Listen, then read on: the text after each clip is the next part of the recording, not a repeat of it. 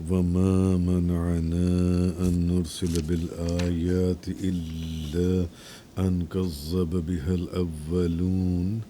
وآتينا ثمود الناقة مبصرة فظلموا بها وما نرسل بالآيات إلا تخویفا۔ آج سورہ بنی اسرائیل کی آیت نمبر 59 سے بیان ہے، جس میں فرمایا گیا اور ہمیں فرمائشی معجزات بھیجنے سے صرف یہ چیز مانی ہے کہ پہلے لوگ ان کو جھٹلا چکی ہیں، اور ہم نے قوم سمود کو اونٹنی دی جو بصیرت افروز تھی، یعنی بصیرت افروز نشانی تھی، سو انہوں نے اس پر ظلم کیا، اور ہم صرف ڈرانے کے لیے معجزات بھیجتے ہیں۔ تو اب اس آیت کا جو شان نزول ہے وہ یہ ہے کہ حضرت عبداللہ بن عباس رضی اللہ تعالیٰ عنہما فرماتے ہیں کہ مکہ مکرمہ کے جو لوگ تھے انہوں نے نبی کریم صلی اللہ علیہ وسلم سے کہا تھا کہ آپ ذرا پہاڑ کو سونا بنا دیں، یہ جو صفا کا پہاڑ ہے، یا پھر ان پہاڑوں کو سرزمین مکہ سے ہٹا دیں یا دور لے جائیں تاکہ ہم اس جگہ میدانوں کے اندر کھیتی باڑی کریں، باغات لگائیں۔ تو اس پر اللہ تعالیٰ نے رسول کریم صلی اللہ علیہ وسلم کو وحی کی کہ اگر آپ فرمائیں تو آپ کی امت کو مہلت دی جائے، یہ جو نشانیاں مانگ رہی ہیں، اور اگر آپ فرمائیں تو جو انہوں نے طلب کیا ہے وہ پورا کر دیا جائے۔ لیکن ایک بات ہے، جو یہ مانگ رہی ہیں نشانیاں، اگر وہ ہم ان کی طلب کو پورا کر دیتے ہیں اور یہ اس کے بعد بھی ایمان نہ لائے، تو پھر ہماری سنت یہ ہے کہ ہم ان کو ہلاک کر دیں گے، نیست و نابود کر دیں گے، ان پر ایسا عذاب نازل ہوگا کہ ان کو صفحہ ہستی سے مٹا دیا جائے گا۔ کیونکہ ہمارا طریقہ کار یہ ہے کہ جب کوئی قوم نشانی طلب کرتی ہے، کسی نبی سے معجزہ طلب کرتی ہے، اور معجزہ مل جانے کے بعد بھی وہ اس نبی کے اوپر ایمان نہیں لاتی اور اللہ کی وحدانیت کو قبول نہیں کرتی، تو پھر ہم ایسی قوم کو ہلاک کر دیا کرتے ہیں، اور پھر ہم اس کو وقت نہیں دیتے۔ اس موضوع کے اوپر پہلے میرے کئی لیکچرز ریکارڈ ہو چکی ہیں، مگر اس طرح پہلے بھی کئی لوگوں کے ساتھ ہو چکا ہے۔ تو اصل میں یہ چیز اس کانٹیکسٹ کے اندر بیان ہو رہی ہے کہ محبوب یہ جو آپ سے معجزہ مانگ رہی ہیں نا، یہ کہہ رہی ہیں کہ ذرا یہاں سے پہاڑوں کو ہٹا دیں مکہ مکرمہ میں سے تاکہ ہم کھیتی باڑیاں کریں، یا میدان بنا دیں، یا اس پہاڑ کو سونا بنا دیں۔ اگر آپ کہتی ہیں تو ان کو جو ان سے مہلت دے دیتی ہیں، اور اگر آپ فرماتی ہیں تو جو یہ مانگ رہی ہیں ان کو وہ نشانی دکھا دیتی ہیں، پہاڑ کو سونا بنا دیتی ہیں، پہاڑوں کو۔ لیکن اگر یہ پھر بھی پہلی قوموں کی طرح ایمان نہ لائے تو ان کو نیست و نابود کر دیا جائے گا، ایسا عذاب ان کے اوپر نہ، کیونکہ پھر یہ میری ایک سنت جاریہ ہے، پھر یہ اس سنت کے مطابق جو ایک جس طرح ہوتا چلا آیا ہے ویسے یہاں پر بھی کیا جائے گا۔ اصل چیز یہ چیز یہاں پر بتائی ہے۔ تو کافروں کی جو مطلوبہ نشانیاں ہیں ان کو بھیجنے سے آگے جو اس آیت میں فرمایا کہ ہم نے صرف ہمیں اس چیز نے روکا ہوا ہے، اس چیز نے باز رکھا کہ ان نشانیوں کو پہلے لوگوں نے بھی مانگا تھا،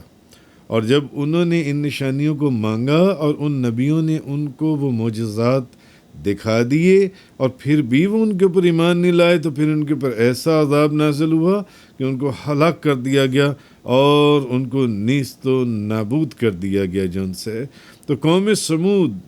کے مطالبے پر جیسے کہ حضرت صالح علیہ السلام کو نشانی کے طور پر اونٹنی دی تھی، اب یہ ایک مثال دی کہ حضرت صالح علیہ السلام کو ہم نے اونٹنی دی تھی جون سی ہے، وَآتَيْنَا ثَمُودَ النَّاقَةَ مُبْصِرَةً فَظَلَمُوا بِهَا۔ تو ہم نے جیسے کہ قوم سمود کے انہوں نے بھی مطالبہ کیا حضرت صالح علیہ السلام، تو ہم نے ان کو وہ اونٹنی دے دی، تو اس کے باوجود ان کی قوم نے ان کو ماننے کی بجائے اسی اونٹنی پر ظلم کیا اور اسے قتل کر دیا، اور انہوں نے اپنی جانوں پر ظلم کیا، اور ان پر ایسا عذاب نازل ہوا کہ ان سب کو ہلاک کر دیا گیا۔ تو یہ جو نشانیاں ہیں یہ اصل میں جلد آنے والا جو عذاب ہے اس سے ڈرانے کے لیے ہم بھیجتے ہیں کہ ڈر جاؤ اور بات کو سمجھ لو اور قبول کر لو، اور اگر پھر بھی قبول نہ کیا تو پھر ہلاک اور برباد اور اللہ کے عذاب کے لیے تیار ہو جاؤ۔ یہ چیز اس آیہ کریمہ کے اندر اللہ تبارک و تعالیٰ نے فرمائی۔ آگے آیت نمبر 60 اس رکوع کی آخری آیت کے اندر اللہ پاک نے فرمایا وَإِذْ قُلْنَا لَكَ إِنَّ رَبَّكَ أَحَاطَ بِالنَّاسِ وَمَا جَعَلْنَا الرُّؤْيَا الَّتِي أَرَيْنَاكَ إِلَّا فِتْنَةً لِلنَّاسِ وَالشَّجَرَةَ الْمَلْعُونَةَ فِي الْقُرْآنِ وَنُخَوِّفُهُمْ فَمَا يَزِيدُهُمْ إِلَّا طُغْيَانًا كَبِيرًا۔ اب یہاں یہ فرمایا، اور جب ہم نے آپ سے فرمایا کہ آپ کے رب نے سب کا احاطہ کیا ہوا ہے، اور ہم نے آپ کو شب معراج جو جلوہ دکھایا تھا وہ صرف لوگوں کی آزمائش کے لیے تھا۔ جو معراج کی رات جو آپ نے دیکھا وہ لوگوں کی آزمائش کے لیے تھا، اور اسی طرح وہ درخت بھی جس پر قرآن کے اندر لعنت فرمائی گئی وَالشَّجَرَةَ الْمَلْعُونَةَ فِي الْقُرْآنِ، اسی طرح وہ درخت بھی جس پر قرآن میں لعنت کی گئی ہے جن سے۔ تو ہمارا ڈرانا تو صرف ان کی سرکشی کو ہی بہت بڑھاوا دے رہا ہے۔ تو اللہ تعالیٰ کی حکمت جو فرمایا گیا سب کا احاطہ کیا ہوا ہے، اور اس کی جو قدرت ہے اس میں ہر چیز کا، تمام لوگوں کا اس نے ایک احاطہ کیا ہوا ہے، اور ہر چیز اس کے قبضے میں بھی ہے اور اس کے قدرت میں بھی ہے۔ اور جب یہ بات ایسے ہی ہے کہ ہر چیز اس کے قبضے میں بھی ہے اور اس کے قدرت میں بھی ہے، اور اس نے تمام لوگوں کو اپنی حکمت اور قدرت کے ساتھ ان کا احاطہ کیا ہوا ہے، تو پھر محبوب ایک بات تو ہے کہ آپ کے جو مخالفین ہیں وہ جو مرضی سازشیں کر لیں وہ کسی چیز میں آپ پر قادر نہیں ہوں گے، اور جو اللہ تعالیٰ کی قضا اس کی تقدیر، اصل چیز یہ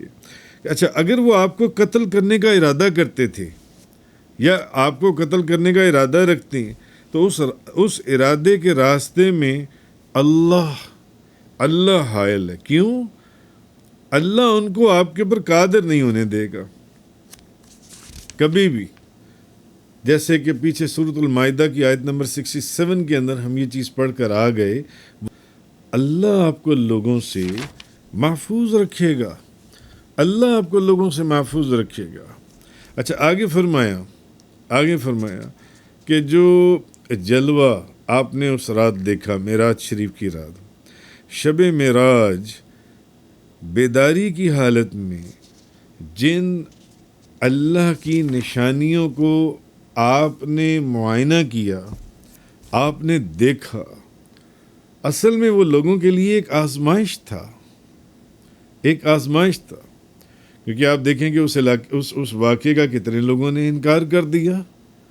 کہ نہیں یہ حالت بیداری کا تو واقعہ ہی نہیں ہے، یہ تو خواب کی حالت کا واقعہ ہے، یہ تو خواب کے اندر آپ نے دیکھا جو ان سے۔ تو جب رسول اللہ صلی اللہ علیہ وسلم نے لوگوں کو واقعہ معراج کی خبر دی، نبی پاک صلی اللہ علیہ وسلم نے معراج کی خبر دی، تو اور یہ پچھلے دنوں اس کے اوپر تفصیل سے ایک بہت تفصیلی گفتگو چلی تھی، ابھی مختصراً جو اس آیت کے اندر اشارہ فرمایا گیا، تو نبی کریم صلی اللہ علیہ وسلم نے جب لوگوں کو معراج کے واقعے کی خبر دی آ کر، تو کافروں نے اس کا انکار کیا، اور بعض ایسے مسلمان جو نئے نئے آپ پر ایمان لائے تھے وہ بھی مرتد ہو گئے، وہ بھی مرتد ہو گئے اس واقعے کے اوپر۔ اس کا بھی تفصیل سے پیچھے ذکر گزرا تھا جو ان سے۔ اور کافر جو ہیں وہ مذاق کے طور پر اب مذاق اڑانے والے انداز میں، بعض مذاق کے اندر اور بعض اس کو ویریفائی کرنے کے لیے، تو وہ پوچھنے لگے کہ اچھا آپ ہمیں بیت المقدس کی عمارت جو ہے اس کی ہمیں ڈرائنگ بتائیں کہ اس میں یہ چیز کہاں ہے، یہ چیز کہاں ہے، یہ چیز کہاں ہے۔ اگر آپ واقعی راتوں رات بیت المقدس سے بھی ہو کر آ گئے ہیں، نبی پاک صلی اللہ علیہ وسلم نے پوری جو ڈرائنگ تھی بیت المقدس کی وہ ساری ان کو وہاں کا جو بھی میپ تھا وہ بتا دیا کہ یہ وہاں کا سارا نقشہ ہے جو ان سے۔ تو اس پر اب کافر جو ان سے ہیں وہ کہنے لگے کہ وہ بے ادبی اور گستاخی تو پہلے ہی کرتے تھے، تو اصل میں یہ ایک آزمائش اس لیے بھی تھی۔ اب وہ کہنے لگے، جس کا ذکر اس آیت میں، وہ کہنے لگے کہ آپ تو جادوگر ہیں، آپ تو جادوگر ہیں۔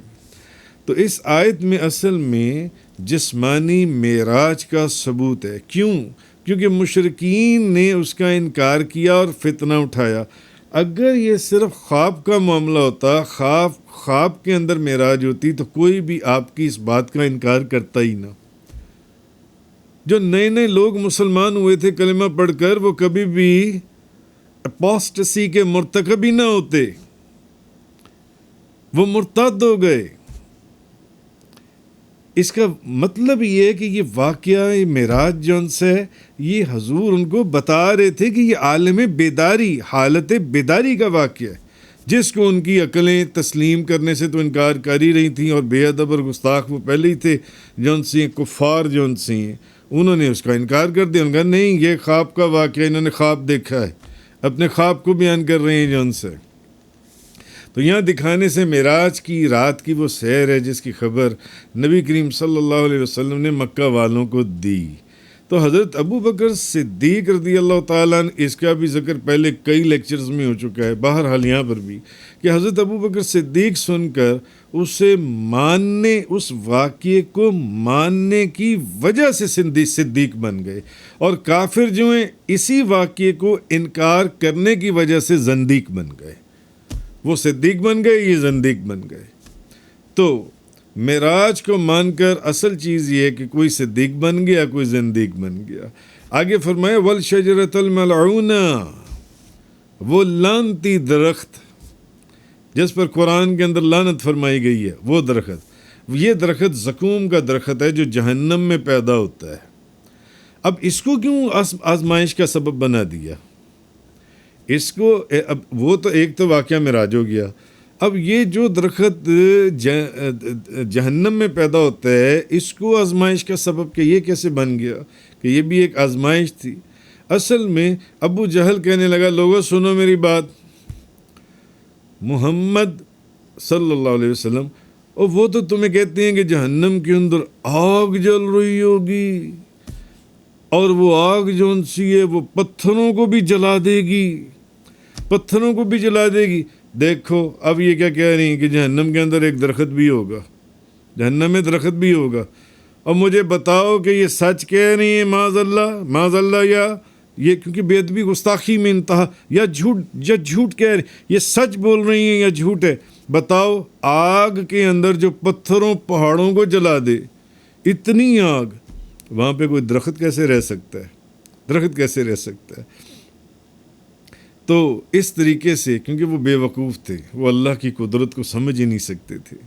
وہ اللہ کی شان کو سمجھ ہی نہیں سکتے تھے جن سے، اور وہ یہ نہ سمجھے کہ وہ جو ہر چیز پر قادر ہے، اس کی قدرت سے آگ میں درخت پیدا کر دینا یا آگ میں پتھروں کو جلا دینا یہ کوئی مشکل کام نہیں ہے۔ تو وہ یہ اس لیے بھی ان کے لیے آزمائش تھی۔ یہ چیز اس آیہ کریمہ کے اندر،